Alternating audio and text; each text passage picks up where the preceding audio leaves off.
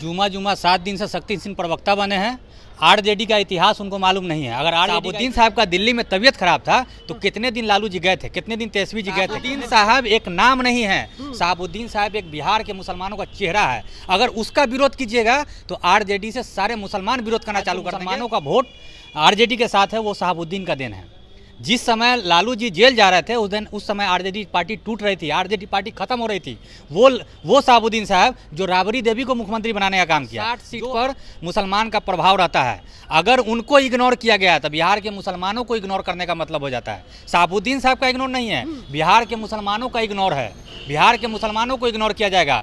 आज बता दीजिए, शहाबुद्दीन साहब के बाद कौन ऐसा बिहार में मुसलमान मुख्य प्रवक्ता शक्ति सिंह यादव ने हेना साहब पर एक बयान दिया, जिसके बाद से काफी बवाल मचा हुआ है। उन्होंने कहा कि जब लालू यादव किडनी ट्रांसप्लांट करा करके आए तब शहाबुद्दीन परिवार से कोई उनसे मिलने पटना नहीं आया, जिसके बाद से उनके समर्थकों में काफ़ी नाराजगी हो गई। ये लोग कह रहे हैं कि अभी जब हम इतिहास बताने लगेंगे कि कब कब आप लोग नहीं गए शहाबुद्दीन साहब के पास तो आप सुन नहीं पाएंगे। हमारे साथ MIM के प्रदेश सेक्रेटरी यूथ के अजमल कमाल साहब हैं। अजमल साहब, शक्ति सिंह यादव पूछ रहे हैं कि जब किडनी ट्रांसप्लांट करा के लालू जी आए तो हेना साहब क्यों नहीं आई थी?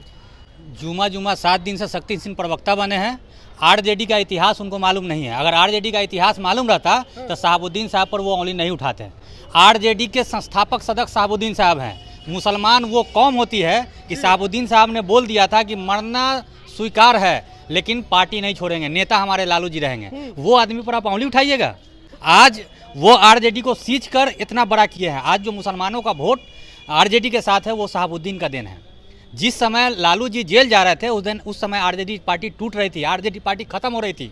वो शहाबुद्दीन साहब जो राबड़ी देवी को मुख्यमंत्री बनाने का काम किया, जो आरजेडी के विधायक ने स्वीकार नहीं किया राबड़ी देवी को, उस राबड़ी देवी को मुख्यमंत्री बनाने का काम किया। आपको याद होगा, बिहार की जनता देखी थी। जिस समय जेल से वो निकल के आ रहे थे उस समय पूछा गया था कि आपके नेता कौन है, तो बोले कि हमारे नेता लालू जी हैं।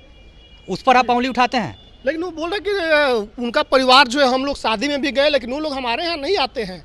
वो बोले कि उनके मुसीबत में तो हम जाते हैं लेकिन हमारे यहाँ वो लोग नहीं आते हैं। बिहार की जनता देख रही है, लालू जी के बाद अगर कोई पार्टी के वारिस हैं तो तेजस्वी जी हैं। और तेजस्वी जी के अंदर वो ईगो है कि वो ईगो उनको डूब लेगी। पार्टी वो ईगो में नहीं चला पाएंगे।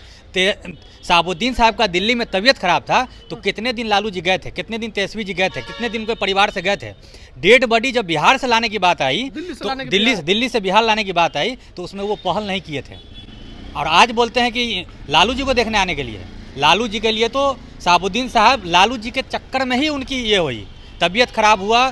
मुखर मतलब पार्टी के समर्थन थे, इसके वजह से कोई दूसरे पार्टी ने उनका सपोर्ट नहीं किया और आज शहाबुद्दीन साहब पर आवाज उठाते हैं। शहाबुद्दीन साहब एक नाम नहीं है, शहाबुद्दीन साहब एक बिहार के मुसलमानों का चेहरा है। अगर उसका विरोध कीजिएगा तो आरजेडी से सारे मुसलमान विरोध करना चालू कर देंगे और मुसलमान का वोट आरजेडी को मुसलमान वोट देने का काम नहीं करेगा। हेना साहब ने तो कह दिया कि हम आरजेडी में नहीं है, इसका फर्क पड़ेगा चुनाव में? एकदम फर्क पड़ेगा। 60 सीट पर मुसलमान का प्रभाव रहता है।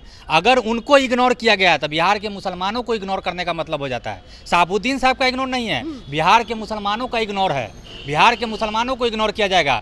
आज बता दीजिए, शहाबुद्दीन साहब के बाद कौन ऐसा बिहार में मुसलमान नेता है जो आज तेजस्वी जी को फोन करके कोई मुसलमानों का बात रख पाए या रख सके? वही शहाबुद्दीन साहब हैं। जहां भी मुसलमानों के साथ अत्याचार हुआ, डायरेक्ट लालू जी को फोन कर उस काम को करवाने का काम किया। उस शहाबुद्दीन पर आप उंगली उठाते हैं। शहाबुद्दीन नहीं है, वो बिहार के मुसलमानों का चेहरा है और बिहार के मुसलमान शहाबुद्दीन साहब को नेता माना है और आगे भी मानेगा। लेकिन वो बोल रहे, शक्ति जी ने बोला कि उनके लिए सम्मान, उनके प्रति हमारा सम्मान है, हमारे माननीय नेता हैं। हेना साहब को लेकर बोल रहे हैं कि हेना साहब नहीं आती हैं, पार्टी कार्यालय भी तेजस्वी जी ने कहा, एक बार तेज प्रताप जी का भी बयान है कि उनको भी आना चाहिए, हम लोग तो जाते रहते हैं। तो क्या लग रहा है ये दूरी का मुख्य कारण कौन है? आरजेडी की तरफ से इग्नोर किया गया या फिर हेना साहब ने इग्नोर किया आरजेडी को? पहले आरजेडी और शहाबुद्दीन साहब को देखिएगा तो शहाबुद्दीन साहब पहले आते हैं।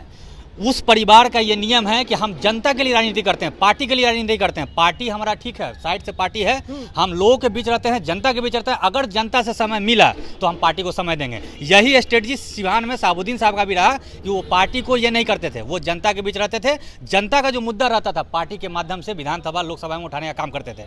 तो हिना साहब का यही कहना है कि अगर हमें पद मिलता है तो हम जनता की राजनीति करेंगे। बिहार में जो मुसलमानों के साथ अन्याय हो रहा है उस अन्याय की आवाज़ों को उठाएंगे, इसलिए उनके पास समय नहीं रहता है, लोगों से मिलते हैं वहाँ, इसलिए वो पार्टी नहीं आ पाती है।